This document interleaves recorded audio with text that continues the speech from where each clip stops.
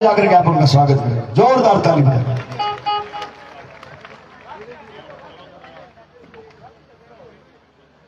हमको भाई का इंतजार है, हमको भाई का इंतजार है। भाई जल्दी से भाई को बुलाओ, नहीं तो बारिश भी आने को तैयार है। हमको भाई का इंतजार है, नहीं तो बारिश भी बिल्कुल ये तो प्यार है।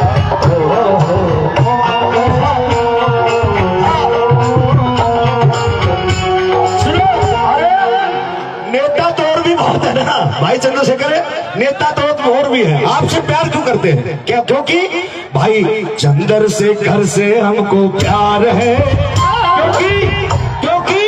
क्योंकि ये चंद्रशेखर बड़ा दिलदार है।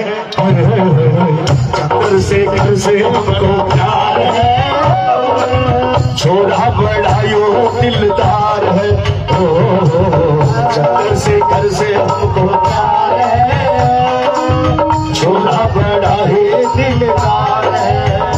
इनकी मूछें बड़ी लाजवाब है, मूछें बड़ी लाजवाब है।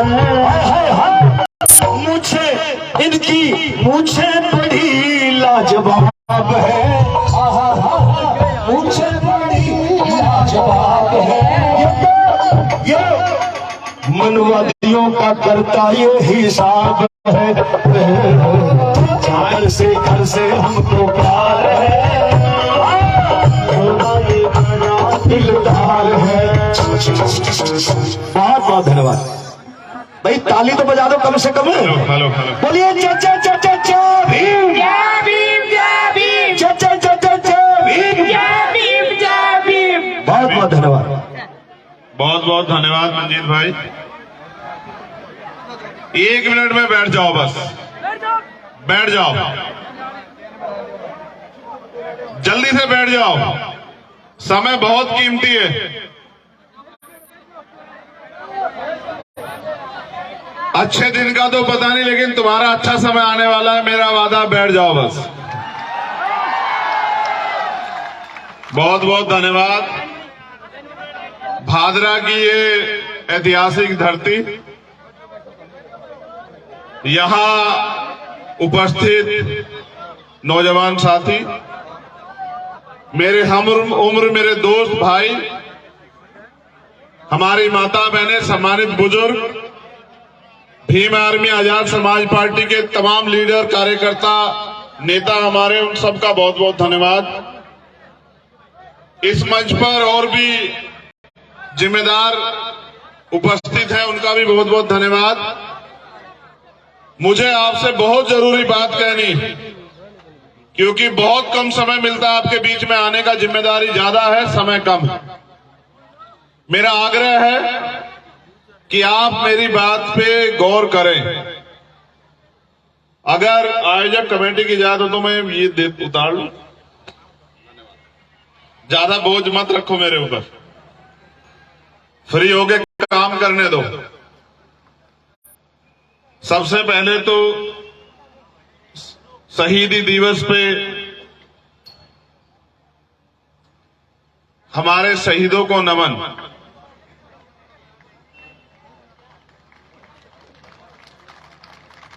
मैं नमन करता हूं उन शहीदों को जिन्होंने हंसते हंसते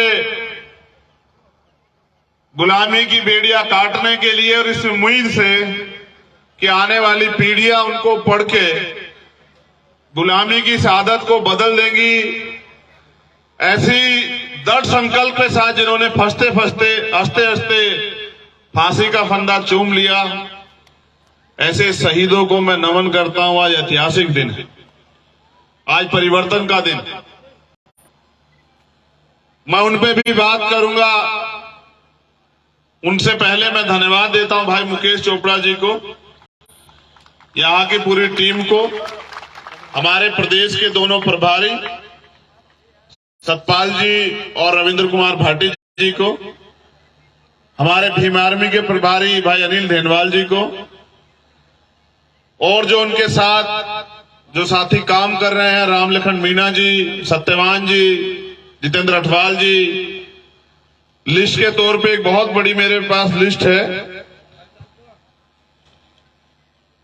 जो स्वागत में थी बहने सुमन मेघवाल जी, कविता जी, मंजू बोध जी, ममता जी, कमलेश जी, सोनिया जी, संजना जी, रेणु जी, संजू जी, एकता जी, पूजा जी, और यहां से जो और साथी हमारे उपस्थित हैं जिन्होंने इस प्रोग्राम को सफल बनाने के लिए मेहनत की, मैं उनका भी धन्यवाद करता हूं।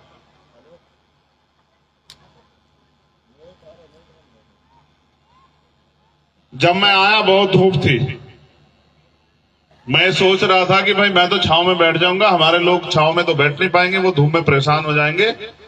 लेकिन देखो आपके संकल्प के आगे कुदरत को भी जो है मेहरबान होना पड़ा और ऐसा मौसम हो गया। ये आपकी देखो, पहले 2-3 दिन बारिश हो रही थी, तब हमारे लोग इस बात से डर रहे थे ऐसा ना हो कि बारिश हो जाए। फिर धूप आई तो हमारे लोग इस बात से डरने लगे कि धूप होगी, छांव कहां मिलेगी। तो तभी तो मैंने कहा कि आपका अच्छा समय आने वाला। तो मैं सबसे पहले तो जो जिन कमेटी के लोगों ने मुकुट पहना उनका धन्यवाद करता हूं, और मैं ये आग्रह करता हूं कि भाई ये सोने चांदी के मुकुट मेरे लिए नहीं है। इस पैसे को आप अपने मिशन के काम में लगाना। मुझे इस मुकुट का मैंने आपका सम्मान के तौर पे इसको रख लिया। इस पैसे इसको आप रखो, ये आपके काम आएगा। मेरा काम जो है वो समाज की लड़ाई लड़ना है। मैं राजा महाराजा बनना नहीं चाहता, ऐसे शौक भी नहीं रखता हूं। मैं तो एक सिपाही हूं अपने महापुरुषों के आंदोलन का। मैं आपसे बात करूंगा सम्मानित साथियों। अब तुम इसको थोड़ा सा पीछे, मैं इसको ले लूंगा बाबू, पीछे कर लो, जरा सा पीछे कर दो, फिर मैं इसको लूंगा। मैं जो बात आपसे कह रहा हूं ना, मैं चाहता हूं जब आप मुझसे इतना प्यार करते हैं, धूप में खड़े हैं, मेरी डांट भी सुनते हैं, अपने साधन भी लगाते हैं, अपनी मेहनत की कमाई से एक एक पाई पैसा जोड़ के आते भी हैं, समय भी खर्च करते हैं, तो यार मेरी बात पे गौर भी क्या करो। अगर आप मेरी बात के पीछे नहीं खड़े होंगे तो हम इस प्रदेश में ताकतवर कभी नहीं हो सकते।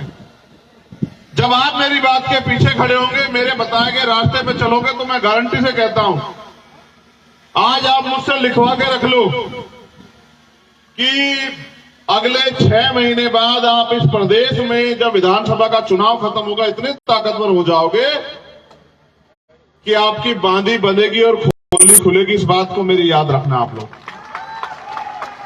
मैं आपको इतिहास की तरफ ले चलता हूं, क्योंकि आज शहीदी दिवस है, तो मैं आपको इतिहास की तरफ लेके चलूंगा। यहां हमारी बहन बैठी है प्रिया, उसमें भी हम लोग बात करेंगे।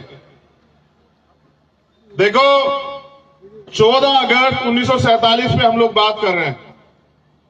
देश अंग्रेजों के अधीन था। अंग्रेजों के संविधान से हम लोग, अंग्रेजों की न्यायपालिका प्रक्रिया से हम लोग, अंग्रेजों की शिक्षा प्रक्रिया से हम लोग जो हैं प्रभावित थे। 14 अगस्त को जो हमारे हालात थे, एक दिन बाद जब आजादी मिली 15 अगस्त 1947 को भी बिल्कुल झुके तू थे। इस बात को जरा गौर से समझो। जो गरीब था 14 तारीख को, वो 15 तारीख को भी गरीब था। 14 तारीख को जिसके पास जमीन नहीं थी, 15 तारीख को उसके पास जमीन नहीं थी। 14 तारीख को जिनके पास उद्योग नहीं था, 15 तारीख को उनके पास उद्योग नहीं था। 14 तारीख को जिनके पास पैसे नहीं थे, 15 तारीख को भी उनके पास पैसे नहीं थे। पावर अंग्रेजों से ट्रांसफर होकर इस देश में जिन लोगों के पास जो अंतरिम सरकार बनी, पंडित जवाहरलाल नेहरू के नेतृत्व में पावर उनके पास चली गई, और उन्होंने वादा किया कि हम भारतीय संविधान जो बाबा साहब अम्बेडकर के नेतृत्व में बना, उसमें जो उसके जो उद्देश्य हैं उनको हम इस अंतरिम सरकार के जरिए लागू करेंगे, क्योंकि एक दिन में परिवर्तन नहीं होगा। मेरी बात पे गौर करना, ये बहुत अहम बात है, हमारे नौजवान साथियों को समझनी है, क्योंकि उनको समाज का नेतृत्व करना है। उनको सिर्फ जय भीम के नारे नहीं लगाने हैं, उनको सिर्फ मूर्तियों पे पैर नहीं छूने, माला नहीं चढ़ानी है। अगर उन्हें इस देश में अपने पैरों पे खड़ा होना है, तो उन्हें इस बात को अमल में लाना पड़ेगा कि आपकी तरक्की कैसे होगी। 14 तारीख को जो जिस हालात में था, 15 तारीख को भी उस हालात में था, 16 तारीख को भी उस हालात में था। अगर हमारी जिंदगी में परिवर्तन होना था तो वो बाबा साहब अम्बेडकर द्वारा लिखित संविधान में जो हमारे लिए अवसर पैदा हुए उससे होना था। और सरकारों ने वादा किया, संविधान सौंपते हुए कॉन्स्टिट्यूशन असेंबली से बाबा साहब अम्बेडकर ने कहा था कि 1 वोट 1 वैल्यू, 1 वोट उसका 1 मूल्य। इससे हम राजनीति में तो बराबर हो जाएंगे, लेकिन जब तक इस देश में ब्राह्मणिकल सोशल ऑर्डर के आधार पर जो सामाजिक जातियों का भेदभाव है, जातिगत शोषण है, जातिगत अन्याय है, जब तक सामाजिक गैर बराबरी और आर्थिक गैर बराबरी कि एक इतना बड़ा कि उसको छुआ ना जाए और एक इतना छोटा जिसको कोई छूना ना चाहता हो, एक की जेब में 1 रुपया नहीं और एक की जेब में करोड़ों रुपए प्रावधान किया। मैं धन्यवाद देता हूं विश्व रत्न डॉक्टर बाबा साहब अम्बेडकर को, हमारे रहबर, हमारे मसीहा को, जिसने अपना परिवार छोड़ के अपने समाज के बारे में, देश की करोड़ों महिलाओं के बारे में, गरीबों शोषितों के बारे में सोचा। उनसे पहले भी ये प्रक्रिया महामानव तथागत बुद्ध, संत श्रोमणी सतगुरु रविदास, भगवान वाल्मीकि, गुरु नानक देव, संत कबीर, गुरु घासीदास के नेतृत्व में चली आई सामाजिक परिवर्तन की। फिर राष्ट्रपिता ज्योतिबा फूले, साहू जी महाराज, पहले रामास्वामी नायकर, पहले लल्लू यादव, संत गाडगे जी महाराज, नारायणा गुरु, उनके नेतृत्व में भी ये परिवर्तन के आंदोलन चले। उनके जाने के बाद बाबा साहब अम्बेडकर ने मोर्चा संभाला। उनके समकालिक सर छोटू राम, उनके बाद की कड़ी में चौधरी चरण सिंह, मामना रामचंद्र वर्मा, जननायक कपूरी ठाकुर, बाबू जगदेव प्रसाद कुशवाहा, ऐसे रहबर जिन्होंने अपना पेट काट के अपने खून से इस आंदोलन को सींचा। आज उन सबको नमन करने की जरूरत है, लेकिन उनको पूजने की जरूरत नहीं। हम सबसे बड़ा धोखा ये करते हैं, हम महापुरुषों को नमन करने के बजाय, उनके रास्ते पर चलने के बजाय उनको पूजने का काम करते। जब जब हम महापुरुषों को पूजेंगे, हम उनके पुरुषों के दिखा रास्ते पे चलेंगे, उस दिन इस देश में हमारी गुलामी, चाहे सामाजिक, अम्बेडकर ने वोट का अधिकार हमें दिया, भी राजी नहीं था तो लगान देते हैं।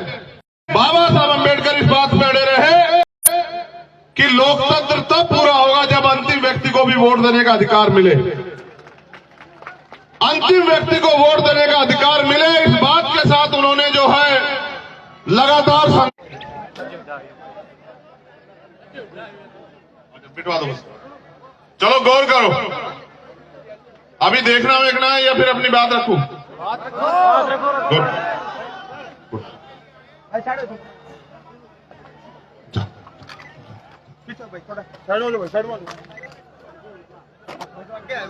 वोट का अधिकार दिलाने के साथ बाबा साहब अम्बेडकर ने कहा कि आज मैंने रानी का पेट चीर दिया, आज के बाद राजा जो है वो बैलेट बॉक्स से तैयार होगा, आपकी वोट से तैयार होगा।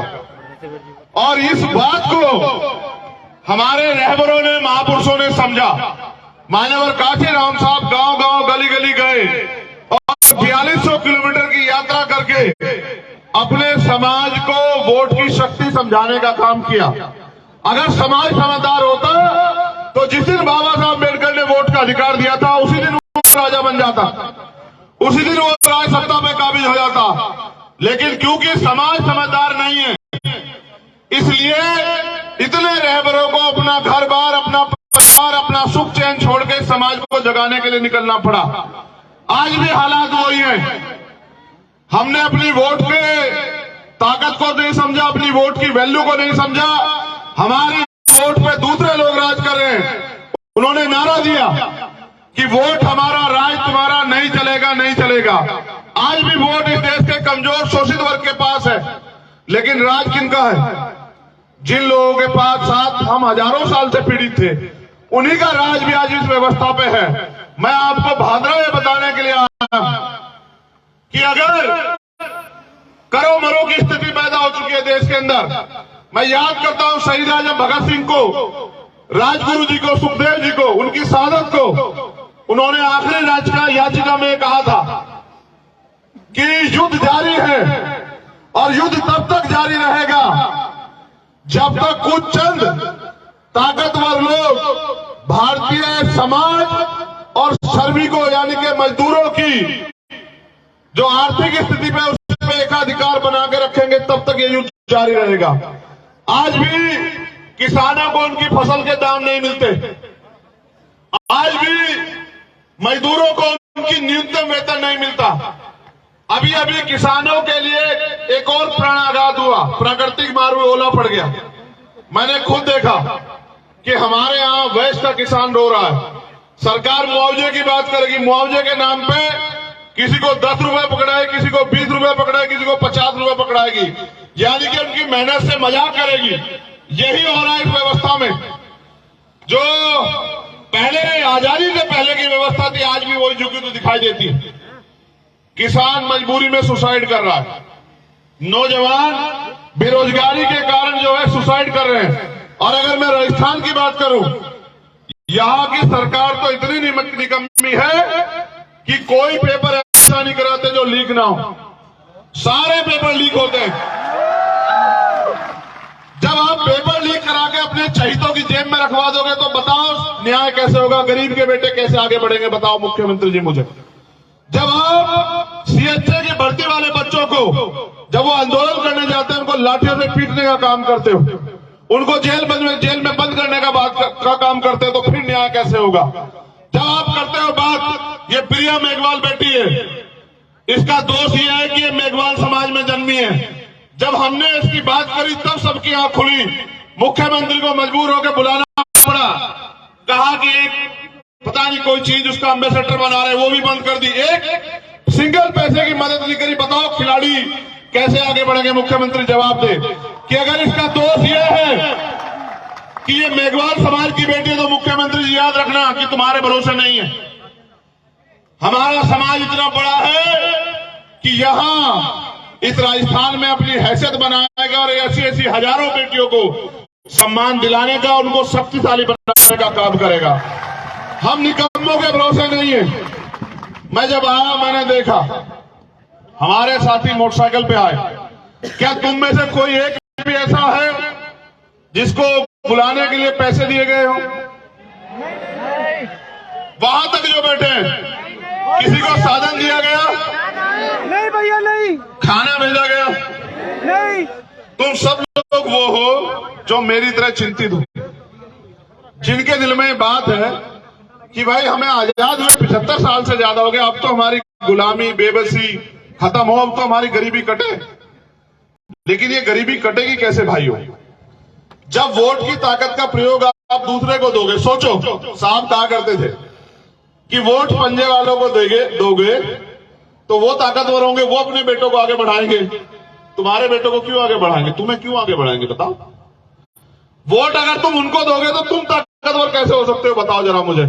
तुम्हें याद नहीं है? राजस्थान के लोगों याद दिलाऊं याद? इंदर मेघवाल को भूल गए हो क्या? अभी 15 तारीख अभी मैं भूला नहीं वो खून के आंसू। जितेंद्र मेघवाल को भूल गए हो क्या? ओम प्रकाश रैगर को भूल गए हो क्या? जब उनका परिवार मुझसे मिलता है, तीनों का परिवार, तो ऐसे गले लगा के चिंगाड़ के रोता। बताओ उनको क्या जवाब दूं कि मेरा समाज गुलामी छोड़ना नहीं चाहता? क्या जवाब दूं उनको? बताओ क्या जवाब दूं इंदर मेघवाल के पिताजी को, जिसपे उसके बाद भी हमला हुआ उसके चाचा पे, और मुख्यमंत्री तमाशा देख रहा था बैठ के? बताओ क्या जवाब दूं जितेंद्र मेघवाल को कि सरकार ने जो वादा किया वो वादा पूरा नहीं किया, सिर्फ मूछे रखने में मेरे भाई की हत्या हुई। आज भी वो परिवार है सुरक्षा के माहौल में, उनके लाइसेंस ऑफ बने 1 साल बाद। बताओ क्या जवाब दो ओम प्रकाश रैगर को कि जिसने उससे उसकी जान छीन ली, उसको जेल नहीं भेजा, मुख्यमंत्री ने उसको बचाने का काम किया। इस सरकार के भरोसे लड़ोगे? इनको रहनुमा मानते हो? इनसे उम्मीद करते हैं ये तुम्हारी गुलामी बेबसी काटेंगे?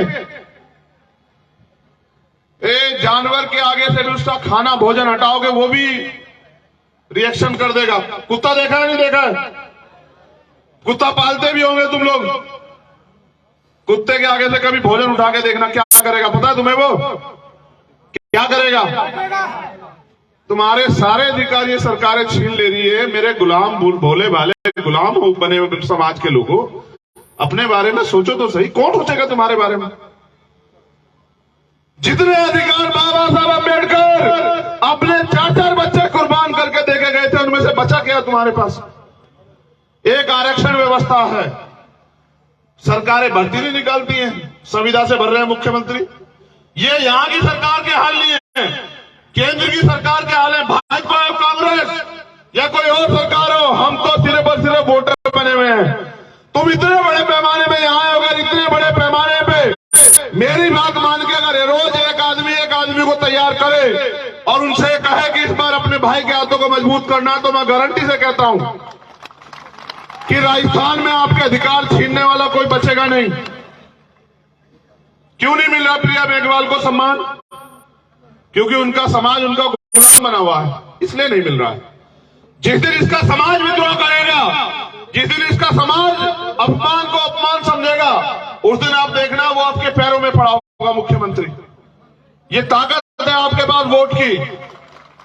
गुलाम मत बनो, हालात बहुत अच्छे नहीं है, यहां इतने सारे मामले हैं, मैं गिनाता रहूंगा तो आपके आंसू निकल आएंगे। मैंने इतना तो देखा राजस्थान में, 4 बार आया मैं जोधपुर, इंद्र मेघवाल के परिवार से मिलने, मुख्यमंत्री ने गिरफ्तार करवा, फिर वापस, कभी दिल्ली कभी हरियाणा। 5 ही बार मैंने इनसे कहा आऊंगा, कह के गया था मेरी एक बहन वहां अधिकारी है कि इस बार आऊंगा, लेकिन इस बार अपने तरीके से आऊंगा, जो मेरा नाम है रोक के दिखाना, अगर तुम लोग रोक सकते हो। नहीं रुका, आया, मिला, फिर ये सब लोग परेशान हुए, मुझे 50 गाड़ी लगा के जयपुर में वहां दिल्ली छोड़ के आए। मुझे क्या दिल्ली छोड़ के आते हो? मेरा समाज जिस दिन जाग जाएगा, ये दलित, पिछड़े, आदिवासी, मुसलमान, जैन, सिख, बौद्ध, पारसी जितने जाग जाएंगे, तुम्हें छोड़ के आएंगे दिल्ली। ये बात याद रखना। कहां मुझे दिल्ली छोड़ के आते हो? मैं तो आपसे बताने आया हूं, एक लिस्ट है मेरे पास, देना जी।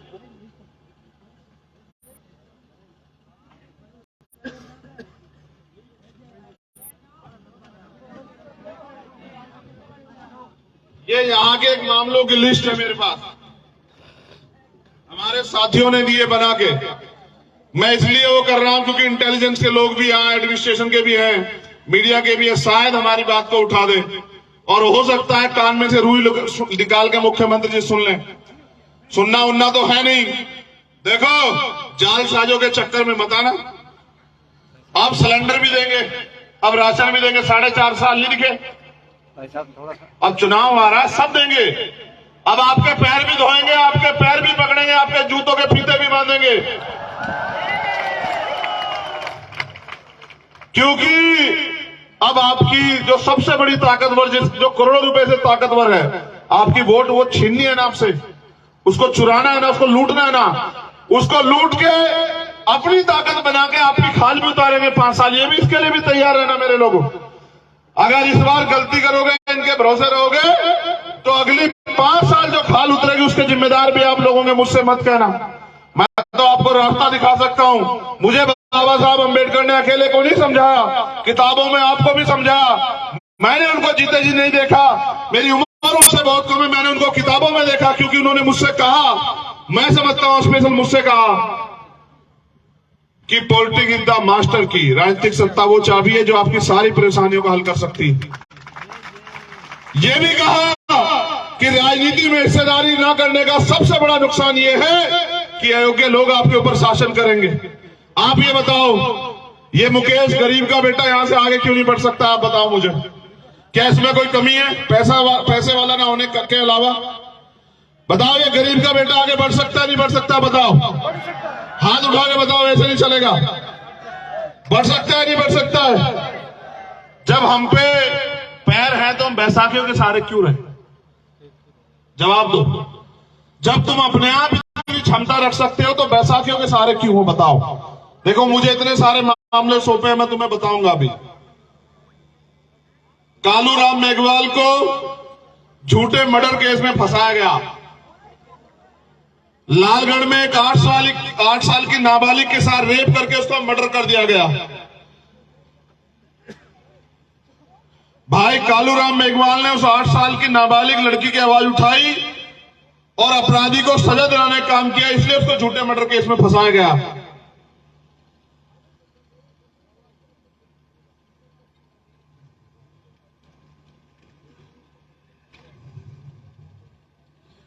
किसानों की कुछ समस्याएं हैं, गौर करना, मीडिया के साथी भी यहाँ हैं। अमर सिंह ब्रांच और सिद्धमुख ब्रांच, अमर सिंह ब्रांच के लगभग टेल किसानों को कभी पूरा पानी नहीं मिलता, जिससे टेल के किसान हर रोज धरने प्रदर्शन करते रहते हैं, लेकिन सरकार को ये दिखाई नहीं देता। सिद्धमुख ब्रांच के किसानों को ना तो बाराबंदी हुई, ना ही सिद्धमुख ब्रांच के किसानों को पूरा पानी मिलता है। बीमा पॉलिसी में किसानों के साथ लूट हो रही है। सरकार बीमा कंपनियों के साथ मिलकर सभी किसानों से प्रीमियम काटती है, लेकिन फसल खराब होने के बाद लगातार किसानों के साथ धोखेबाजी कर रही है। पिछले 2-3 साल से यूरिया खाद और डीएपी खाद के लिए किसान दर भटकने को मजबूर हो रहा है। राजस्थान में रिजर्वेशन और बेरोजगार युवाओं के संबंध में एससी, एसटी, ओबीसी के विभिन्न सरकारी विभागों में खाली पड़े जो पद हैं, बैकलॉग है, उसको सरकार पूरा करे। हो सकता है घोषणा कर दे मुख्यमंत्री, पूरा नहीं कर सकते। इतने अच्छे होते तो 4 साल में बहुत नौकरियां देते हमारे लोगों को। राजस्थान न्यायिक सेवा और प्रशासनिक भर्ती में इंटरव्यू आधारित भेदभाव को समाप्त करें। पारदर्शी तरीके से चयन प्रक्रिया बनाई जाए। संविदा प्रथा को समाप्त करके स्थायी नियुक्ति प्रदान की जाए। जल आय विभाग में बहुत सी कम भर्तियां निकली है, पिछले सालों से इन भर्तियों को निकालकर भर्ती की जाए। आजकल सरकारी नौकरियां बहुत ही कम होती जा रही है, इसलिए प्राइवेट सेक्टर में भी एससी, एसटी, ओबीसी को उचित प्रतिनिधित्व प्रदान किया जाए। ये इनकी मांग है, मैं इसके सहमत में नहीं हूं। मैं तो कहता हूं जितना प्राइवेट सेक्टर है उसको सरकारी कर दो और उसमें एससी, एसटी, ओबीसी के बच्चों को आरक्षण दो, उनको आगे आने दो, उनको नौकरियां करने दो, उनको पैसे वाला बनने दो। हमारे हनुमानगढ़ जिले में और आसपास के जिलों में आईटीआई के सभी ग्रेड में लगभग 50% युवाओं को डिप्लोमा कर रखा है, लेकिन युवाओं का भविष्य गर्त में है। भादरा के गेहूं में कुछ असामाजिक तत्व द्वारा बाबा साहब की मूर्ति विरोध करना, जाटान गांव में बाबा साहब चौक पे काली पोतना है, बीती रात का मामला है। धन्यवाद। अब मेरी बात पे गौर करो। धूप निकली है, तुम्हारे जीवन में भी उजाला आएगा। धूप इसलिए निकली, इससे घबराओ मत। देखो, सरकारें चुनाव से पहले कितने मांग पत्र देती हैं, कितनी घोषणाएं करती हैं, क्या उसको कभी पूरा करती हैं? करती है नहीं करती है? आवाज कम क्यों हो रही है? रोटी नहीं, जोर लगा के आवाज दो। नहीं करती है, हर बार आपको ठगती है। आप लोग ठगे जाते हो, कितनी बार ठगे जाओगे भाई? इस 75 साल में ठगने के अलावा सरकारों ने कुछ किया है क्या? मैंने मध्य प्रदेश को 12 फरवरी में एक रैली की थी।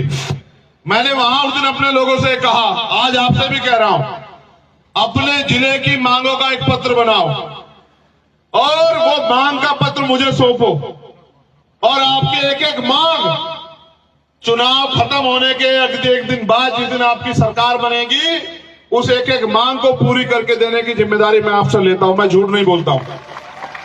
मैं किसान भाइयों से भी कह रहा हूं कि उनके साथ भी जो अन्याय हो रहा है, उन्होंने 75 साल से में भरोसा किया, क्यों पड़े उनके चक्कर में? ये आपसे वोट लेते, आपको भूल जाते, क्यों इनके चक्कर में हो? इनको बदलो और नई पीढ़ी को मौका दो। यहां मुस्लिम समाज के भाई भी हमारे हैं, वो अभी मुझसे कह रहे थे, साहब हमारे साथ अन्याय हो रहा है। मैंने एक घटना बहुत दुर्दांत देखी कि राजस्थान से 2 नासिर और जुनैद को फर्जी गोरक्षक उठा ले जाते हैं।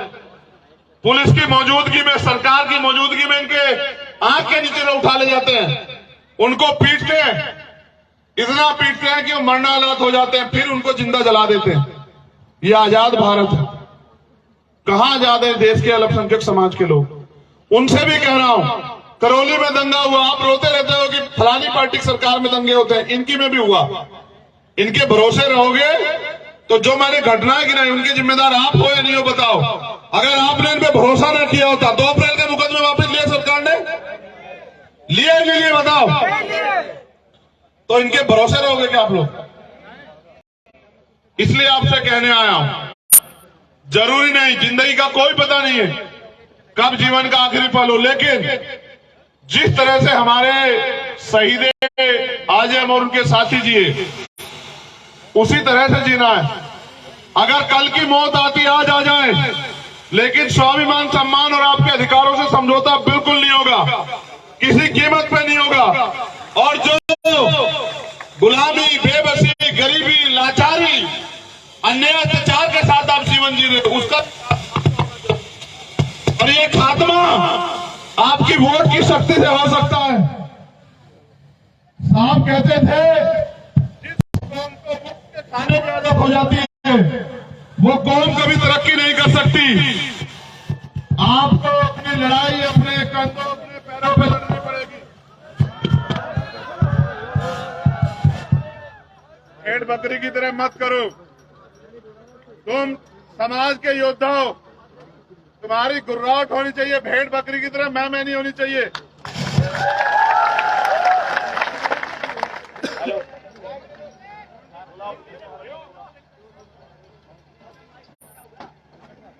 मेरी आवाज कहां तक आ रही है बताओ?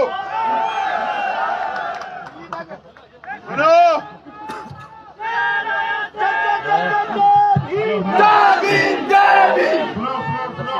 एक मिनट, शेर भी जानवर होता, मैं इंसान हूं, इंसानों के दुख दर्द को समझता हूं, गरीब का बेटा हूं। मैं तुम्हें अपने बारे में कह रहा हूं, अगर हमारा दल संपन्न होता तो आज मेरे भाई जमीन पे नहीं बैठे होते, मेरी बात को याद रखना। अगर हमारा दल संपन्न होता तो यहाँ टेंट लगा होता पूरा बड़ा, एसी लगे होते उसमें कि तुम्हें गर्मी ना लगे, और बढ़िया कुर्सी बिछी होती। हम यहाँ जमीन पे क्यों बैठे हैं? क्योंकि हमें जमीन की लड़ाई जमीन से लड़नी है। अभी हमें अपनी लड़ाई जमीन पे लड़नी है। कल समय बदलेगा, आपके लिए भी साधन और अवसर तैयार होंगे, लेकिन कब होंगे? जब राजनीतिक शक्ति आपके पास आएगी। जब बाबा साहब ने आपको कहा कि वोट के दम पे आप अपनी गुलामी की बेड़ियां काट सकते हो, तो क्यों नहीं काट रहे हो? बताओ, क्या आप गुलाम बने रहना चाहते हो? नहीं। कितने लोग हैं जो गुलामी की बेड़ियां काटना चाहते हो? हाथ खड़ा करो। वो जो उधर खड़े हैं वो गुलाम रहना चाहते हैं क्या? दोनों हाथ खड़े करो जो लोग गुलामी की बेड़ियां काटना चाहते हैं। देखो, हमारे पूर्वजों ने लड़ाई लड़ी। क्यों भाई, तुझे किसी ने पैसे वैसे दे देगा हमारे खिलाफ? हेलो भैया, हमारे छोटे शहर की दाढ़ी ऐसी बढ़िया है।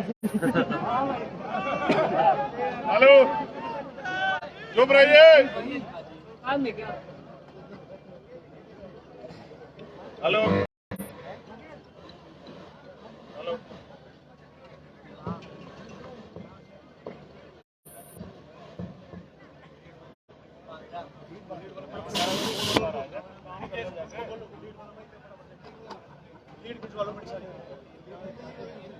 हेलो, उसे छोड़ दो। इधर देखो, यहाँ के अधिकारी भी मना कर रहे थे कि हम लाउड स्पीकर की परमिशन नहीं देंगे। कहा उन्होंने हमारे साथियों से, चिंता मत करो, ये परमिशन देने दिलाने का अधिकार भी तुमसे ले लेंगे, चिंता मत करो, कुछ 6 महीने की बात रह गई है। मालिक कभी परमिशन नहीं मांगते हैं। टीम आर्मी के लोगों ने कभी परमिशन नहीं मांगी। अब तो हमने थोड़ा सा सिस्टम में आने का प्रयास किया है, क्योंकि अगर इस गंदगी को साफ करना है तो इस नाले में उतरना पड़ेगा। हम राजनीति में पैसा कमाने नहीं आए, हम राजनीति में पावर कमाने नहीं आए, हम राजनीति में इसलिए नहीं आए कि हमें बंगले बनाने हैं, हम राजनीति में इसलिए नहीं आए कि हमें महल बनाने हैं, जमीनें खरीदनी है। हम राजनीति में इसलिए आए क्योंकि हमारे लोग राजनीति का शिकार हो रहे हैं। जिस राजनीति के बल पे, जिस वोट के बदले बल पे उनको इस देश में हुकूमत करनी थी, वोट होने के बावजूद भी वो कीड़े मकोड़ों की जिंदगी जीने के लिए मजबूर है। ये गुलामी हम लोग नहीं देख सकते हैं। और जब हमारी सरकार होगी तो साउंड खराब नहीं होगा। ये बताओ, आज भी बहन बेटियों के साथ अन्याय अत्याचार होता है। आप नौजवान हो, बताओ, आपको दर्द होता है नहीं होता है? बताओ। होता है। उसको रोकने का उपाय क्या है आपके पास? बताओ। वोट का अधिकार। जब तक आप अपनी ताकत नहीं बनाओगे, हर होने वाले अन्याय के जिम्मेदार आप खुद हो। जिस दिन आप अपनी ताकत बनाओगे, किसी की माँ ने दूध नहीं पिलाया कि आपके समाज पे अत्याचार कर दे। मेरी बात को याद रखें। मैं माओ से भी कहना चाहता हूँ, वो राशन बांटने आएंगे आपकी वोट को लूटने के लिए। राशन की परवाह मत करना। हमने 75 साल अपने पैरों से, अपने हाथों से, अपने शरीर को बहा के अपना पेट भरा है। हम यहाँ उनके राशन के भरोसे नहीं। जब हम शासन करना चाहते हैं तो राशन पे वोट नहीं देनी है, ये भी आप लोग याद रखना। राशन तो हम देंगे, राशन भी देंगे, सुशासन भी देंगे। राजस्थान में एक ऐसा माहौल भी देंगे कि बहन बेटियां स्वाभिमान सम्मान से आगे बढ़े, और ऐसा माहौल भी देंगे। लेकिन उसके लिए मुझे आपके साथ की जरूरत है। मैं आपसे साथ मांगने आया हूँ। हेलो, फुल सपोर्ट है। हेलो भैया छोड़ दो इसको। ये जब तक कांग्रेस बीजेपी की सरकार रहेगी ऐसे माइक होंगे। अपनी सरकार लो।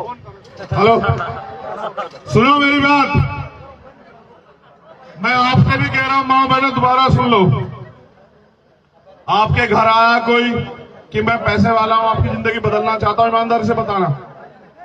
आपके बच्चों की फीस की जरूरत पड़ी होगी, आपको आया आपके कोई घर की मदद करने? आपको खाने पकाने के सामान की जरूरत पड़ी, कोई आया? आपको इलाज के लिए पैसों की जरूरत पड़ी होगी, कोई आया? मुझसे सुनो, मैं जो कहना चाहता हूं। मैंने अपने पिता को अपने हाथों में दम तोड़ते देखा है, क्योंकि मेरे पास इलाज कराने के पैसे नहीं थे। अमीरों के बच्चों का इलाज प्राइवेट हॉस्पिटल में होता है और गरीबों के बच्चे सरकारी अस्पताल के बाहर मरते हैं। मैंने अपने पिता को खोया। उस दिन ये तय किया था कि किसी गरीब को इलाज, पैसे कमी कारण, इलाज के कारण नहीं मरने दूंगा। लेकिन अभी नाकामयाब हूं, क्योंकि आप लोग मेरा साथ नहीं दे रहे हो। आप मेरा साथ दो। मैं आपको कह रहा हूं, ना कोई गरीब इलाज के कमी कारण मरेगा, ना किसी बच्चे के सपने से कुचले जाएंगे कि उसकी जेब में पैसे ना हो। ताकत बनाओ, चाहे विदेश में जाके पढ़ना, चाहे यहाँ पढ़ना, चाहे रोजगार करना, चाहे खेती करना, हर चीज की गारंटी आपको अपना दल देगा। फैसला आपको करना है। निकम्मों के भरोसे रहना है या अपने दल को ताकत देनी है। जरूरी नहीं मैं भाद्राबाद में आऊं, आज ही कह के जा रहा हूं, आपका असल खून हो। आपकी नजरें नहीं झुकने दूंगा। अगर आपने साथ दिया, मेरी बात को याद रखना। दोनों हाथ उठा के बताओ, मेरी मदद करोगे नहीं करोगे बताओ। जिसके दिल में भरोसा ना हो मत उठाओ। अगर आप मेरे काम से सहमत हैं, सहमत है, भीम आर्मी के हमारे साथियों की मेहनत से सहमत है, सहमत है, अगर आप आजाद समाज पार्टी के लोगों के संघर्ष से सहमत हैं, सहमत है, अगर आप गुलाबी की बेटियां काटना चाहते हो, काटना चाहते तो हैं। दोनों हाथ बढ़ा के मेरे साथ कहो अरे संदर सकल आजादी कि हम आपके साथ हैं। मेरे बात आपकी कम है। कहो हम आपके साथ हैं। कहो हम आपके साथ हैं। अब मेरी बात पे गौर करो।